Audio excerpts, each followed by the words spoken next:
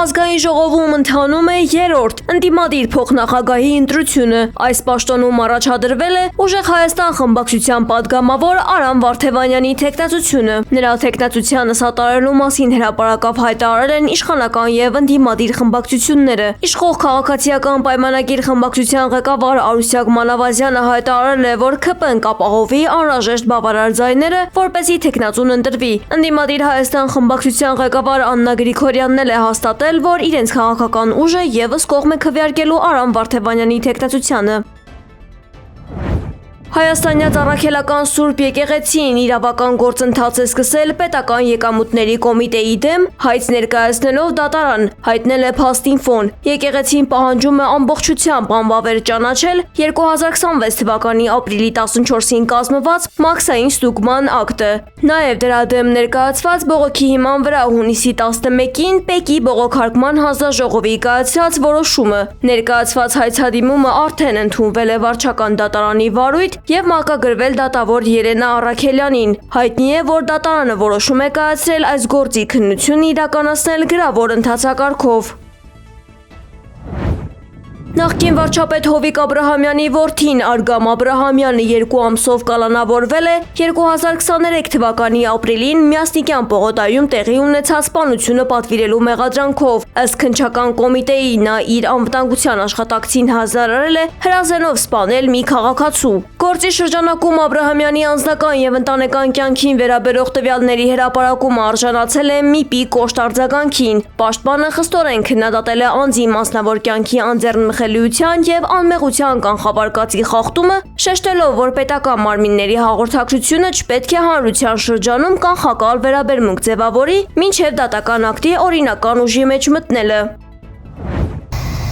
Խնձորեսկում զբոսաշրջիկներ տեղափոխող ավտոմեքենան դուրս է եկել ճանապարհից։ Բարեբախտաբար փրկարարները կանխել են հնարավոր ծանր հետևանքները։ Տուժածներ չկան։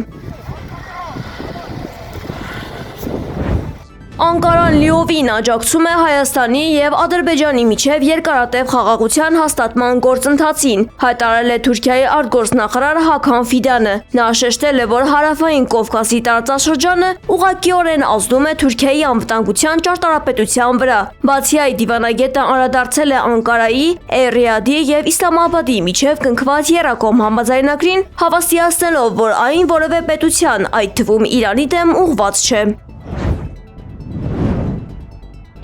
Ռուսաստանը ենթարկվել է ուկրաինական անօդաչու թռչող սարքերի աննախադեպ զանգվածային հարձակման։ Մեկ գիշերվա ընթացքում խոցվել է 456 դրոն երկրի տարբեր մարզերում, այդ թվում Մոսկվայում, Ռոստովում, Կալուգայում, Պենզայում եւ Սարատովում։ Թաթարստանի Նիժնեկամսկ քաղաքում ԱԹՍ-ները թիրախավորել են նավթամերամշակման համալիրը, ինչպես նաեւ քաղաքացիական օբյեկտներ։ Կա 12 զոհ եւ 39 վիրավոր։ Թաթարստանում սուկ է հայտարարվել։ Բելգորոդում զոհվել է 3 մարդ, վիրավորվել 25-ը, եւս 9 հոգի տուժել է մարզի այլ շրջաններում։ Անօդաչուների մեծ կուտակումներ են գրանցվել նաև Ռոստովի եւ Մոսկվայի ուղղություններով։ Սևաստոպոլում խոցված 15 դրոններից մեկի պատճառով հրդեհվել է ծովափնյա անտառը, հանգստացողները տարհանվել են։ Իրանական մեհր գործակալությունը ի պատասխան երկրի գերագույն առաջնորդ Մոջթաբա Խամենեիի առողջական ծանր վիճակի մասին շրջանառվող լուրերի հրապարակել է տեսանյութ նրա մասնակցությամբ, սակայն ըստ ՏԱՍՍ գործակալության իրանական աղբյուրի տարածվող տեսանյութը իրականում արխիվային է եւ նկարահանվել է դեռևս նախքան նրա գերագույն առաջնորդի պաշտոնը ստանձնելը։ Աղբյուրը հավաստիացրել է, որ Խամենեիի առողջական վիճակը լավ է, պարզապես անվտանգության նկատառումներից ելնելով նա առայժմ զերծ է մնում հրապարակային ելույթներից։ Այս ամենի ֆոնին Մոջթաբա Խամենեին Մոհսեն Ռեզայիին նշանակել է իր ներկայացուցիչը ազգային անվտանգության գերագույն խորհրդում։ Իրանի նախագահ Մասուդ Փեզեշքյանը հայտարարել է ԱՄՆ-ի հետ բանակցությունների նոր փուլ սկսելու անհրաժեշտության մասին։ Նրա խոսքով Իրանը այժմ գտնվում է ազգային համախմբվածության այնպիսի մակարդակում, որ ներկայիս իրավիճակը Վաշինգտոնի հետ շահավետ համաձայնագրի հասնելու ամենանպաստավոր պահն է։ Իրանի նախագահը նշել է, որ իրենք ջանք չեն խնայում խնդիրները լուծելու համար։ Նա նաև մեղադրել է ԱՄՆ-ին անհուսալիության համար, շեշտելով, որ գործընթացը հաջողության կհասնի միայն այն դեպքում, եթե Վաշինգտոնը դադարի անվստահության մթնոլորտ սերմանել։ ԱՄՆ-ի հետ բանակցությունները կասեցված են, իսկ կողմերը շփվում են միայն միջնորդների միջոցով, հայտարարել է Իրանի արտգործնախարար Աբբաս Արաղչին։ Պաշտոնական Թեհրանը հերքել է բանակցությունների վերսկսման մասին Դոնալդ Թրամփի վերջին պնդումները։ Անդրադառնալով Հորմուզի նեղուցին, Արաղչին հայտնել է, որ թեև Իրանը ու Օմանը մոտ են նոր նավագնացային երթուղիների շուրջ համաձայնության հաստատմանը, դա չի նշանակում, որ նեղուցը անհապաղ կբացվի։ Այս ռազմավարական ծովային ճանապարհի վերաբացումը շարունակում է կախված մնալ այն հատուկ պայմանների կատարումից, որոնք միջնորդների միջոցով արդեն իսկ փոխանցվել են Վաշինգտոնին, ասել է դիվանագետը։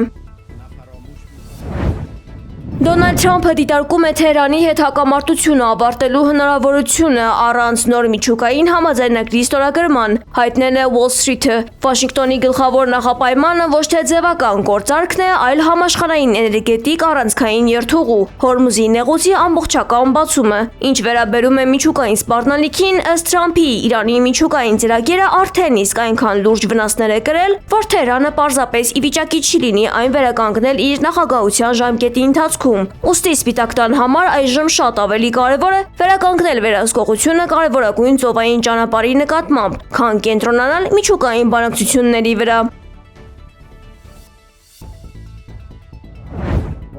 Իսրայելը մերժել է Գազայից զորքերի դուրսբերման 15 կետանոց ծրագիրը, որը առաջարկել էր Խաղաղության խորհուրդը եւ որին աջակցում էր ԱՄՆ նախագահ Դոնալդ Թրամփը, հայտարարել է երկրի վարչապետ Բենյամին Նեթանյահուն։ Նա շեշտել է, որ իսրայելական բանակը չի լքի տարածքը, քանի դեռ Համասը ամբողջությամբ չի զինաթափվել։ Նեթանյահուն հատուկ նշել է, որ պահանջում են ոչ թե ձևական, այլ իրական զինաթափում, որը պետք է ներառի բոլոր տեսակի, այդ թվում ծանր եւ թեթև զինատեսակներից հրաժարումը։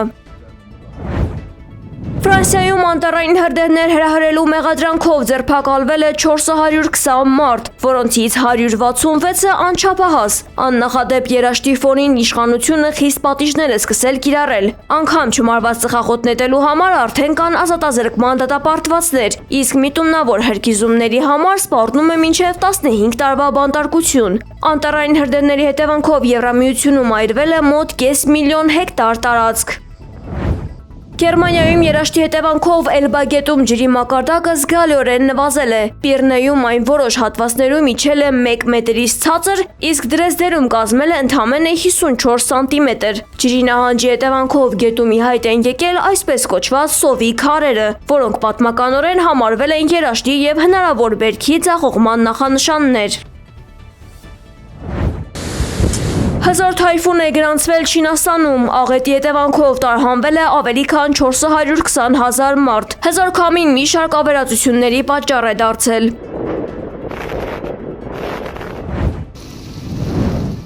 Ֆիլիպիններում վիճակը շարունակում է վատթարանալ, ջրհեղեղների եւ սողանքների հետևանքով 12 մարդ է զոհվել, 8-ը անհետ կորել։ Աղետի ֆոնին տասնյակ տներ են ավերվել։